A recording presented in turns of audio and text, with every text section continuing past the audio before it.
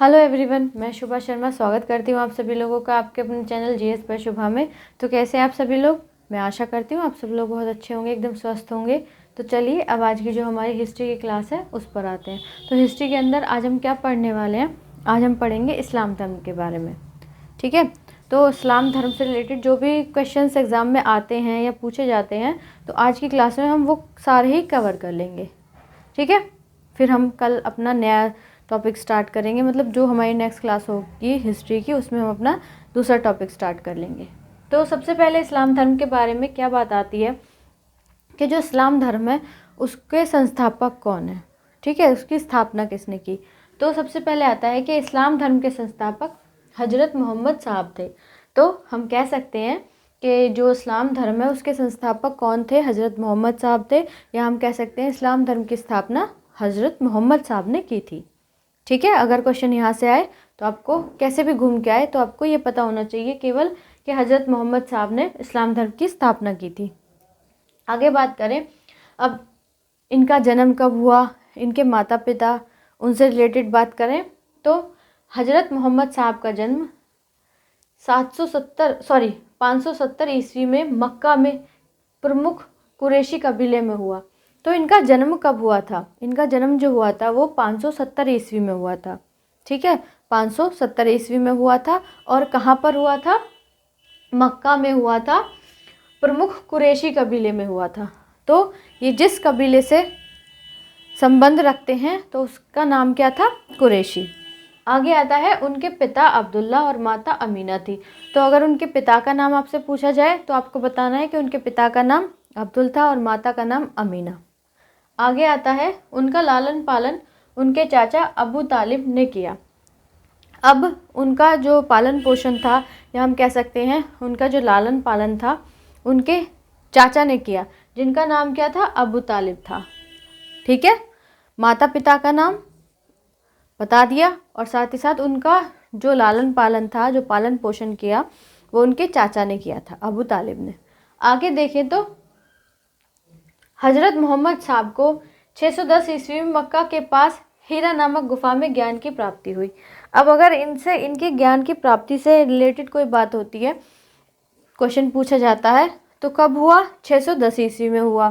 कहाँ पर हुआ? मक्का के पास एक हीरा नामक की गुफा थी, जहाँ पर उनको क्या हुआ? ज्ञान की प्राप्ति हुई थी। ठीक है, किसको? हजरत मोहम्मद साहब को। फिर आगे बात करें तो 24 सितंबर 622 ईस्वी को पैगंबर के मक्का से मदीना की यात्रा इस्लाम जगत में मुस्लिम संवत हिजरी संवत के नाम से जाना जाता है। अब अगर हम बात करें तो मुस्लिम जगत में हिजरी संवत होता है। क्या होता है? हिजरी संवत होता है। तो उसकी स्थापना कब हुई, या वो कब से शुरू हुआ, कब से माना जाता है? तो 24 सितंबर 622 ईस्वी को। डेट क्या है? डेट पूछी जाती है तो इवेंट्स वगैरह आपको अच्छे तरीके से याद करने हैं। तो 24 सितंबर 622 ईस्वी को जो पैगंबर साहब थे, पैगंबर के मक्का से मदीना की यात्रा 24 सितंबर 622 ईस्वी को वो मक्का से मदीना के लिए गए। तो उन्होंने मक्का से मदीना की यात्रा की। इस्लाम जगत में मुस्लिम संवत या हिजरी संवत के नाम से जाना जाता है। तो उसी दिन को इस्लाम जगत में मुस्लिम संवत या हिजरी संवत के नाम से जाना जाता है। ठीक है, तो अगर क्वेश्चन इससे पूछा जाए, अगर आपको इवेंट पूछे तो आपसे ये भी पूछ सकता है कि वो मक्का से मदीना कब गए थे। तो आपको डेट याद रखनी है 24 सितंबर 622। ये आपसे ये भी पूछा जा सकता है कि हिजरी संवत कब से शुरू हुआ। तो 24 सितंबर 622 ईस्वी को। क्यों? क्योंकि उस दिन वो मक्का से मदीना गए थे, तो उसी टाइम पीरियड से हिजरी संवत की शुरुआत मान ली गई थी। ठीक है, इतनी बात क्लियर हो गई। आगे देखते हैं, मोहम्मद की शादी 25 वर्ष की अवस्था में खदीजा नामक विधवा के साथ हुई थी, विधवा से हुई। तो इनकी जो शादी हुई थी कब हुई थी? जब ये 25 साल के थे। ठीक है, कितने साल के थे? 25 साल के थे। तो इनकी जो वाइफ है उसका नाम क्या था? खदीजा। वो एक विडो थी। ठीक है, तो एक विडो के साथ 25 वर्ष की अवस्था में इनकी शादी हुई थी, उसका नाम क्या था? खदीजा। आगे बात करें, मोहम्मद की पुत्री का नाम फातिमा एवं दामाद का नाम अली था। अब जो मोहम्मद साहब थे, उनके जो बेटी थी, अगर उनका नाम आपसे पूछा जाए तो उनकी बेटी का नाम क्या था? फ़ातिमा था। और उनके दामाद का नाम अगर आपसे पूछा जाए तो उनके दामाद का नाम क्या था? अली था। क्योंकि अली ने ही आगे चलकर शिया और सुन्नी में मुस्लिम धर्म को डिवाइड कर दिया था, मतलब हो गया था वो, आगे हम पढ़ेंगे। तो ये बहुत इम्पोर्टेंट है, तो अली का नाम भी आपसे एग्ज़ाम में पूछा जा सकता है। आगे बात करें तो देवदूत जिब्रियल, इसको मैंने इंग्लिश में भी लिख दिया, ने पैगंबर मोहम्मद साहब को कुरान अरबी भाषा में संप्रेषित की। देवदूत जिब्रियल जो थे उन्होंने क्या किया, जो पैगंबर मोहम्मद साहब थे उनको जो कुरान शरीफ, जो उनका एक पवित्र ग्रंथ माना जाता है मुस्लिम धर्म का, वो अरबी भाषा में संप्रेरित की। कुरान इस्लाम धर्म का पवित्र ग्रंथ है। यह पवित्र ग्रंथ 114 अध्याय में बटी हुई है। इसमें 6360 पद हैं। तो जो कुरान है, जिसको हम इंग्लिश में बाइबल भी बोलते हैं, ठीक है, तो कुरान जो है उसमें क्या है कि एक पवित्र ग्रंथ है। और ये इसमें के अंदर कितने अध्याय हैं? 114 अध्याय हैं। और पद कितने हैं? इसमें 6360 पद है। किसके अंदर? कुरान के अंदर, ठीक है। आगे जाने तो पैगंबर मोहम्मद साहब ने कुरान की शिक्षाओं का उपदेश दिया। अब जो पैगंबर मोहम्मद साहब थे, जो कुरान के अंदर जो भी बातें लिखी गई थी, उन बातों का, उन शिक्षाओं का उपदेश दिया था। किसने दिया था? मोहम्मद पैगंबर साहब ने दिया था। ठीक है, इतनी बात क्लियर हो गई। अगर हम आगे बात करें तो आगे बात करते हैं कि जो हज़रत मोहम्मद साहब थे उनकी मृत्यु कब हुई। तो हज़रत मोहम्मद साहब की मृत्यु 8 जून 632 ईस्वी को हुई। ठीक है, तो किसी भी, जैसे कोई भी धर्म से रिलेटेड कोई भी इवेंट आता है तो उस इवेंट को आपको बहुत अच्छे से याद रखना है, क्योंकि इवेंट्स एग्ज़ाम में अक्सर पूछे जाते हैं। तो हज़रत मोहम्मद साहब की मृत्यु कब हुई? 8 जून 632 ईस्वी को हुई। इन्हें मदीना में दफनाया गया। इनको कहाँ पर दफनाया गया था? इनको मदीना के अंदर दफनाया गया। आगे देखें तो मोहम्मद साहब की मृत्यु के बाद इस्लाम सुन्नी और शिया नामक 2 पंथों में विभाजित हो गया। अब जब इनकी मृत्यु हो गई हज़रत मोहम्मद साहब की, तो जो इस्लाम धर्म था वो 2 भागों में विभाजित हो गया, शिया और सुन्नी। ठीक है, किसमें? शिया और सुन्नी। तो इसके पीछे क्यों, कैसे हुआ था, तो मैं थोड़ा सा बता देती हूँ। जब इनकी मृत्यु हो गई थी, इनकी जो मृत्यु हो गई थी, तो कुछ लोग तो इनके जो दामाद थे अली, उनके साथ चले गए थे, और कुछ थे जो इनकी एक दूसरी पत्नी थी उनके पिता के साथ, ठीक है, उनके पिता के साथ चले गए थे। तो इस हिसाब से शिया और सुन्नी 2 भागों में विभाजित हो गया था इस्लाम धर्म। आगे देखें, सुन्नी उन्हें कहते हैं जो सुन्ने में विश्वास करते हैं। अब सुन्नी किनको बोलते हैं? तो सुन्नी उनको बोलते हैं जो सुन्ने में विश्वास करते हैं। सुन्ना पैगंबर मोहम्मद साहब के कथनों तथा कार्यों का विवरण है।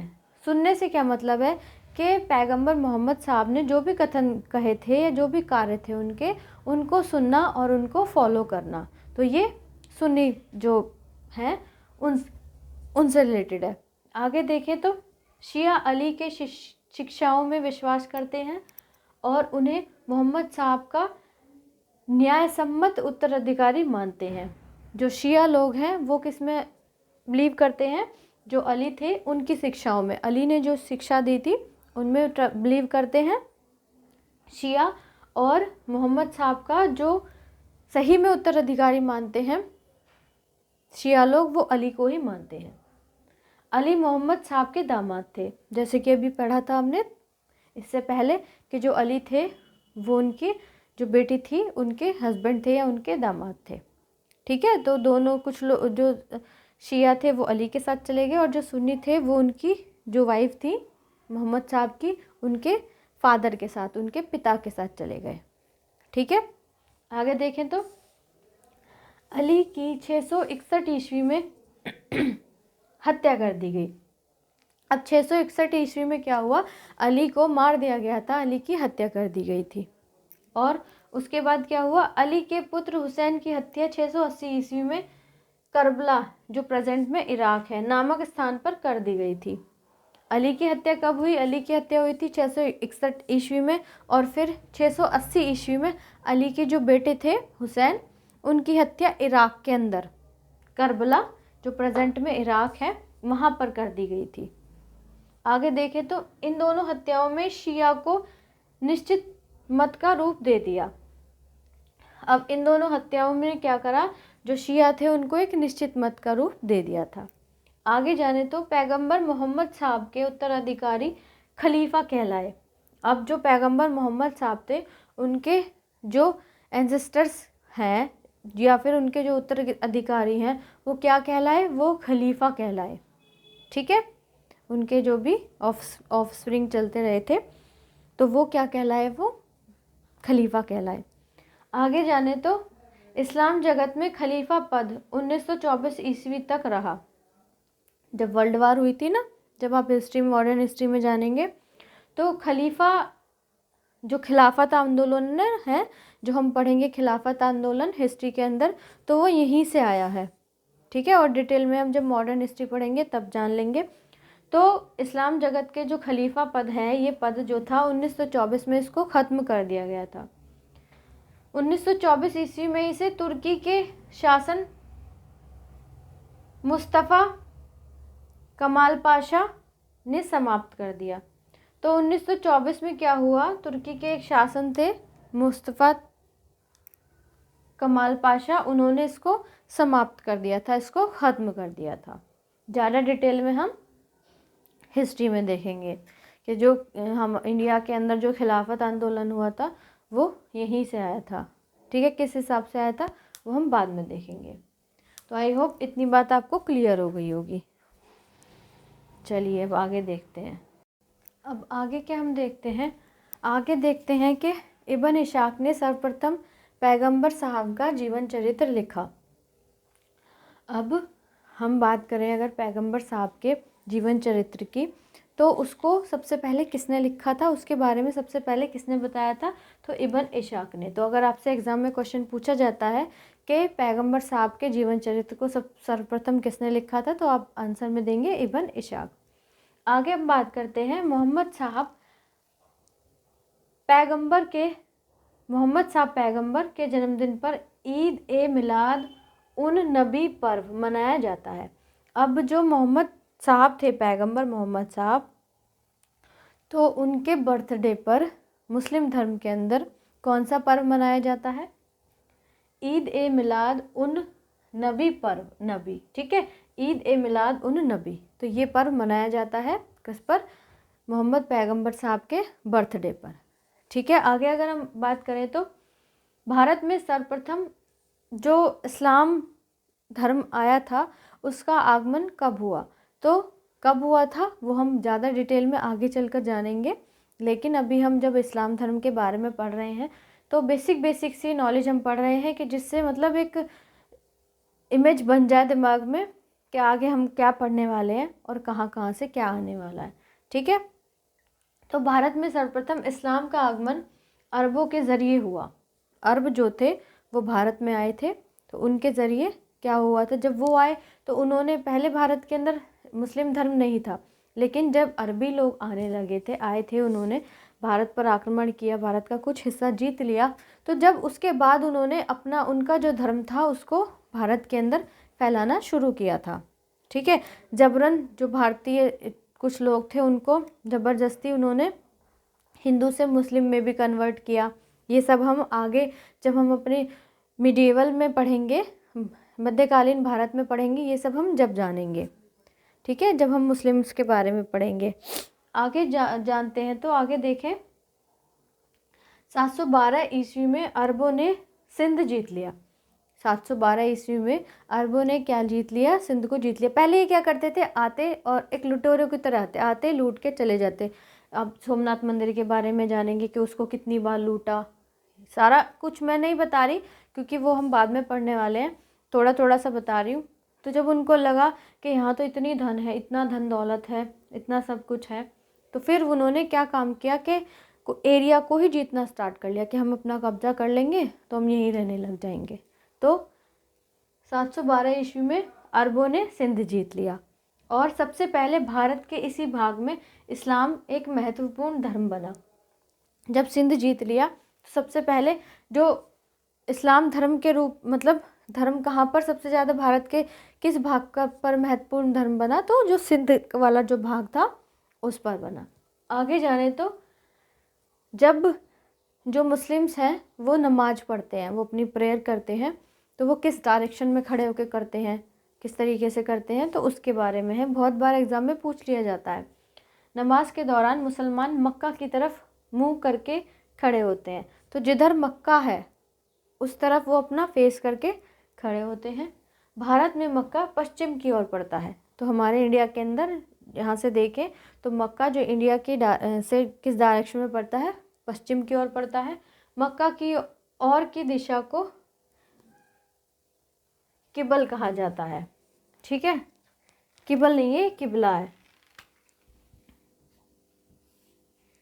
मक्का की ओर की दिशा को किबला कहा जाता है, मतलब जो वेस्टर्न साइड है इंडिया से, जिधर मक्का की जो डायरेक्शन है उसको क्या बोला जाता है, उसको किबला कहा जाता है। तो अगर क्वेश्चन आपसे एग्जाम में पूछा जाए कि उस मक्का की तरफ वाली दिशा को क्या बोलते हैं, तो उसको किबला बोलते हैं, ठीक है। तो ये थी इस्लाम धर्म से रिलेटेड जो जानकारी जो कि एग्ज़ाम में पूछ ली जाती है। तो इससे बाहर आपसे एग्ज़ाम में कुछ भी नहीं पूछा जाएगा, जितना है सब कुछ इससे ही आ जाएगा। पढ़ने के लिए आप कितना भी पढ़ लो वो कम है, लेकिन इससे अंदर अंदर ही पूछ लिया जाएगा एग्ज़ाम में।